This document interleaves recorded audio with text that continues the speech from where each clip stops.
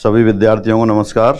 मैं उमेश माथुर, माथुर क्लासेज और फवीज institute of mathematics पर आपका स्वागत करता हूं। पिछली क्लास वाला क्वेश्चन लेते हैं। क्वेश्चन नंबर 38, रेखा r equal to i cap minus j cap plus k cap plus lambda times bracket 2i cap minus j cap plus 3k cap एवं समतल r dot 2i cap plus j cap minus k cap equal to 4 के मध्य कौन है? The angle between the line and the plane is. एक समतल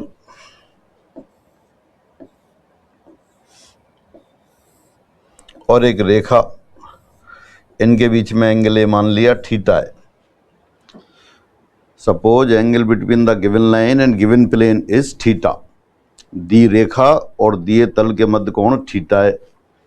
तो तल के ऊपर जो लंब है उसमें और रेखा के बीच में एंगल कितना हो गया? 90 माइनस थीटा। अब जो प्लेन के नॉर्मल है उसके डीआर्स क्या है? 2,1 माइनस 1। ये कैसे पता पड़ रहा है?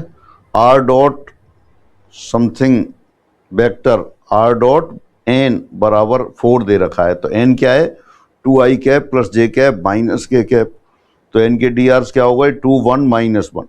और लाइन के डी आर्स क्या है? 2 माइनस 1, 3। तो दोनों के बीच में एंगल का cosine cos 90 minus theta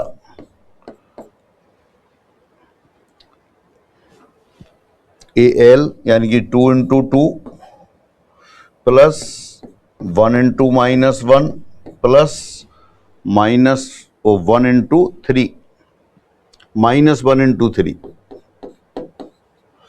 divided by, लेकिन न्यूमरेटर में तो जीरो आ गया ये। This implies sine theta equal to 0। This implies theta equal to 0 radian. Third answer आ गया। डायरेक्ट फॉर्मूला भी अपन ने याद कर रखा है। रेखा और तल के बीच में एंगल थीटा है, तो जो तल के ऊपर लंब है और रेखा दोनों के बीच में 90 माइनस थीटा हो गया।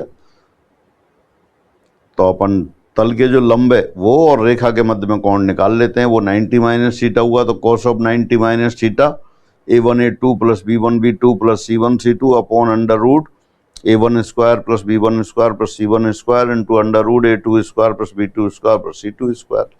लेकिन यहाँ ऊपर a1 a2 plus b1 b2 plus c1 c2 zero आ गया। जीरो आ गया तो 90 माइनस थीटा यानी कि cos 90 minus theta mean sine theta. Sine theta zero हो गया तो थीटा 0 रेडियन हो गया। फिर आगे बढ़ते हैं।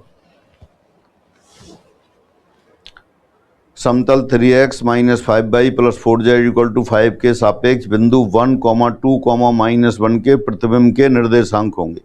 द इमेज और reflection of point 1, 2, minus 1 in the plane 3x minus 5y plus 4z equal to 5 is. एक समतल दे रखा है आपको और ये पॉइंट दे रखा है P। P पॉइंट के कोऑर्डिनेट्स क्या हैं? 1, 2, माइनस 1।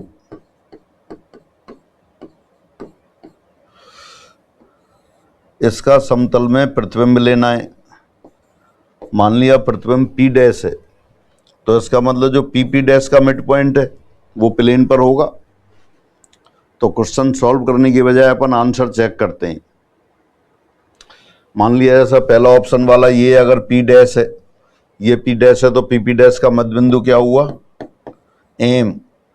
ये 1 minus 1 0 upon 2 0, 2 minus 2 0 upon 2 0, minus 1 plus 1 0 upon 2 0।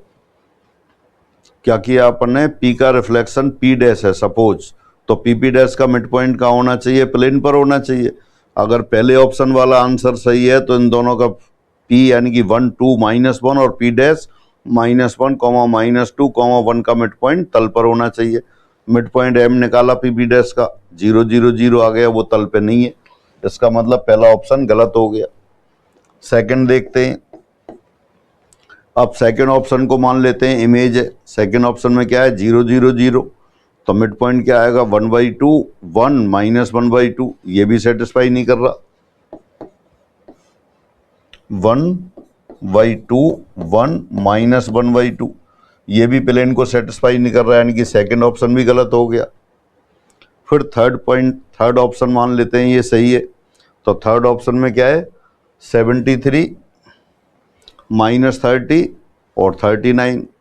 तो ये अगर पी डैश है तो पी डैश का मिड पॉइंट देखते हैं। 1 plus 73 divided by 2 37,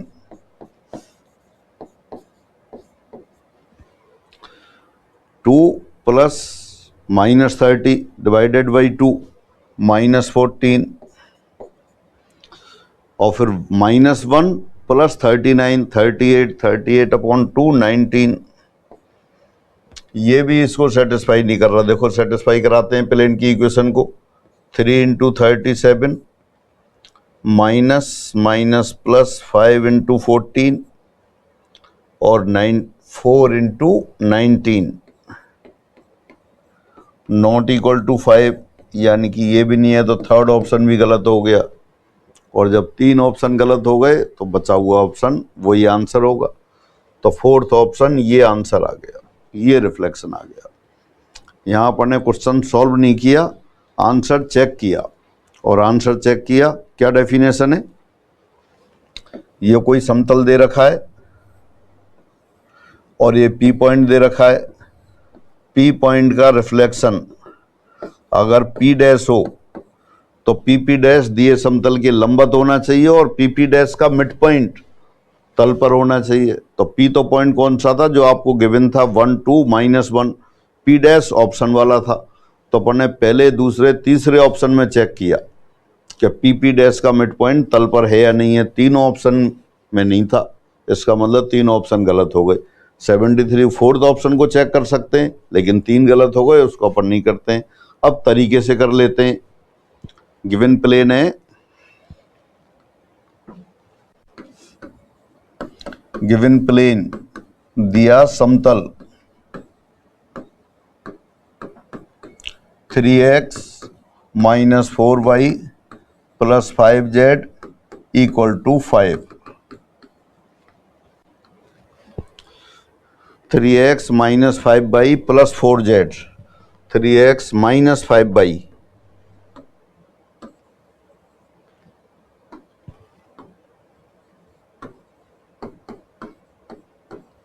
plus 4z equal to 5। और पॉइंट आपको दे रखा है 1, 2, -1।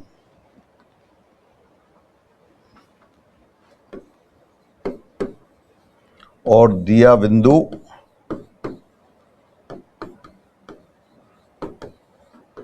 1, 2, -1, ये गिवन पॉइंट हो गया। आपको क्या करना है, इस दिए बिंदु का समतल में और दिए बिंदु का दिए समतल में प्रतिबिंब निकालना है। तो अपन ऐसा करते हैं, पी से जाने वाली रेखा लिख लेते हैं जो दिए समतल के लंबवत हो।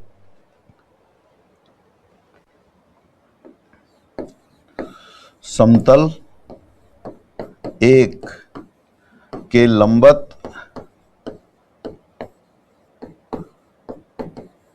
बिंदु P 1, 2, -1 से जाने वाली रेखा का समीकरण।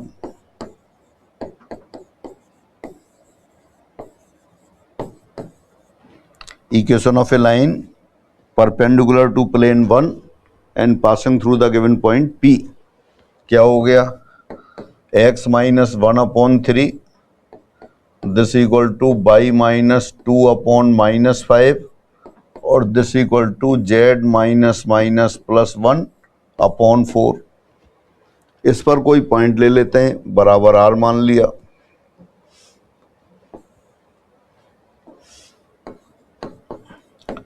इस रेखा पर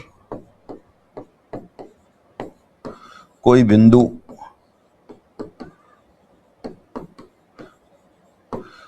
P डैश ले लिया, बिंदु का नाम रख दिया P डैश। तो क्या हो गया, फर्स्ट और लास्ट रेशो को लिया तो आ गया 1 + 3r। सेकेंड और लास्ट को लिया तो आ गया 2 माइनस 5r, और थर्ड और फोर्थ को लिया -1 प्लस 4r। अब एज्यूम कर लेते हैं सपोज ये ही आपका रिफ्लेक्शन है। क्या करना था, समतल दे रखा था आपको, समतल में P बिंदु का रिफ्लेक्शन लेना था। तो अपन ने क्या किया, P से जाने वाली रेखा लिख ली और तल के लंबवत लिख ली, उस पर कोई बिंदु लिख लिया आपने। मान लिया ये जो बिंदु लिखा है P डैश, यही P का दिए समतल में रिफ्लेक्शन है। अगर ये रिफ्लेक्शन है तो PP डैश का मिड पॉइंट समतल पर होगा। माना यही बिंदु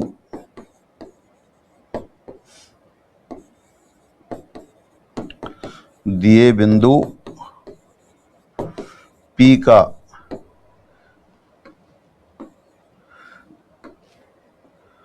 P कौन सा है, 1, 2, -1 का समतल एक में प्रतिबिंब है।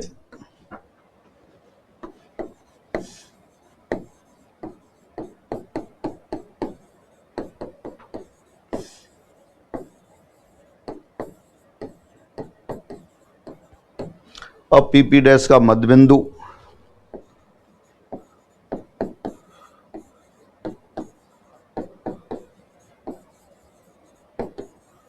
कैपिटल M एज्यूम कर लिया और उसका नाम कैपिटल M है। तो PP डैश का मध्य बिंदु P और P डैश के कोऑर्डिनेट जोड़ के 2 से डिवाइड कर देते हैं तो कितना हो गया, 1 प्लस 3r प्लस 1/2 यानी कि 1 plus 3/2r। 2 minus 5r plus 2 divided by 2, 2 minus 5/2r। फिर थर्ड कोऑर्डिनेट -1 और -1 प्लस 4r डिवाइडेड बाई 2, तो -1 प्लस 2r। यह बिंदु समतल एक पर होगा।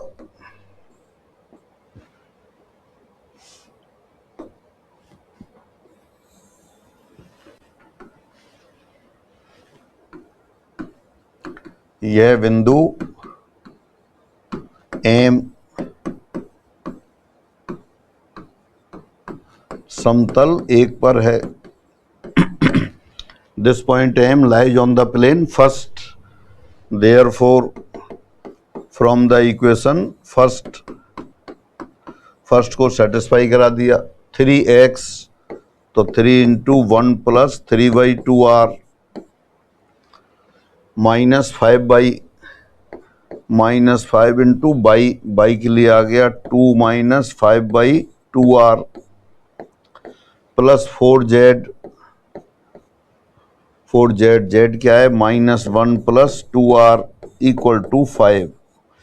r वाली टर्म एक साथ ली, 9/2r प्लस 25/2, 9 प्लस 25/2 34/2, 17 और 8 यहाँ से आ गया 25r। कांस्टेंट टर्म सारी राइट साइड में ले जाते हैं। 3 -10 -7 -11 11 5 16, तो r बराबर आ गया 16/25। अब ये कहाँ रख दिया आपने वैल्यू, आपको कौन सा निकालना था, P डैश, तो अब ये P डैश में रख देते हैं। P डैश के कोऑर्डिनेट क्या है, 1 plus 3r, 2 minus 5r -1 plus 4r, तो r बराबर रखा। Therefore required point P dash minus ये था 1 प्लस 3r, 3 इंटू 16, 3 जा 48, 48 प्लस 25 73/25। फिर बाई कोऑर्डिनेट में रखा 2 माइनस 5r, 2 माइनस यानी कि 50 माइनस 80 माइनस 250 80 माइनस 30/25।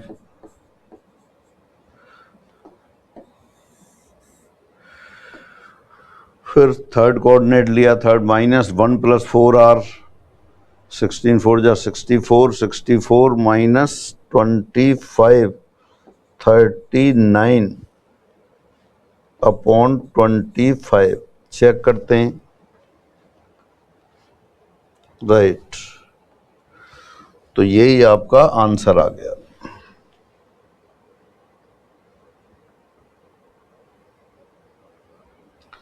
देखिए दोबारा से देखते हैं क्या करना था। आपको एक पॉइंट दे रखा था 1, 2, -1 और एक प्लेन दे रखा था 3x - 5y + 4z = 5।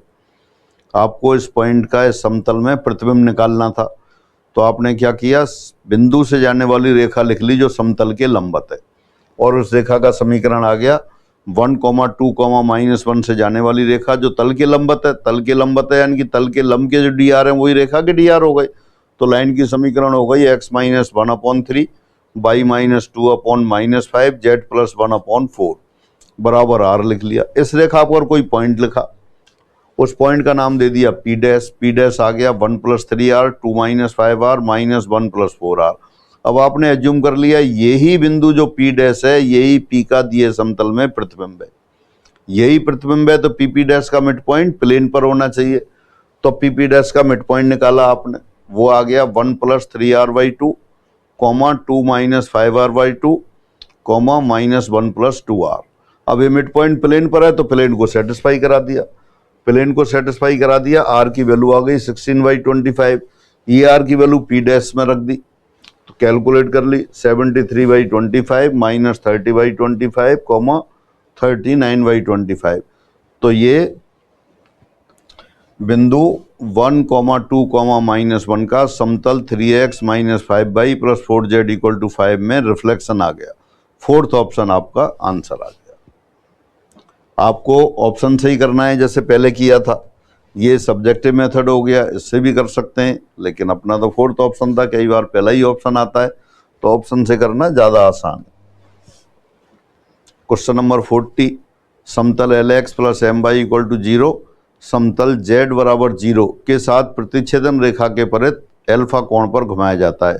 तो समतल का नई स्थिति में समीकरण ये है। तो लैम्डा बराबर है, समीकरण दे रखा है LX + MY + -Z √L² + M² × lambda बराबर 0। लैम्डा का मान पूछा है। ये क्वेश्चन कर चुके हैं आप पहले, 23 नंबर पे क्वेश्चन था। 23 में DE कोई होगा तो वो आप सॉल्व कर चुके हैं, तो पुराना वीडियो देखेंगे। क्वेश्चन 41, एक रेखाखंड के निर्देशांक अक्षों पर प्रक्षेपों की लंबाई। अगेन, एक रेखाखंड के निर्देशांक अक्षों पर प्रक्षेपों की लंबाई 2, 3, 6 है। तो उस रेखाखंड की लंबाई है। The projection of the line segment on the axes of coordinates are 2, 3, 6। The length of the line segment is. ये अगर रेखा की लंबाई r है और इसकी दिक्कोजाएं LMN हो तो x एक्सिस पे प्रोजेक्शन होता है RL, y एक्सिस पे होता है RM, z एक्सिस पे होता है RN।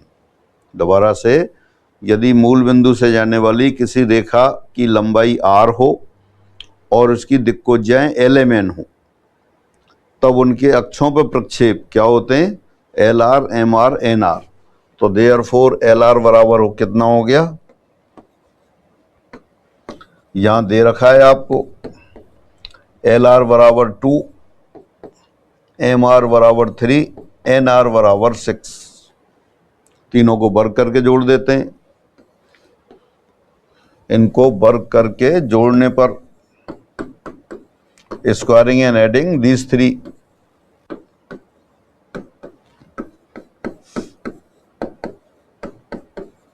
क्या आएगा, R² कॉमन ले लिया, ब्रैकेट के अंदर L² + M² + N², और ये हो गया 4 + 9 + 36। LMN रेखा की दिक्कोजाएं हैं R² × 1 = 49। This implies R = 7। तो रेखाखंड की लंबाई कितनी हो गई, 7 यूनिट हो गई। तो ये फर्स्ट आंसर आ गया। बस आपको ये रिजल्ट याद हो तो एकदम आसान है, ओरल क्वेश्चन हो गया। तीनों को वर्ग करके जोड़ दिया, स्क्वायर रूट ले लिया, R = 7 आ गया।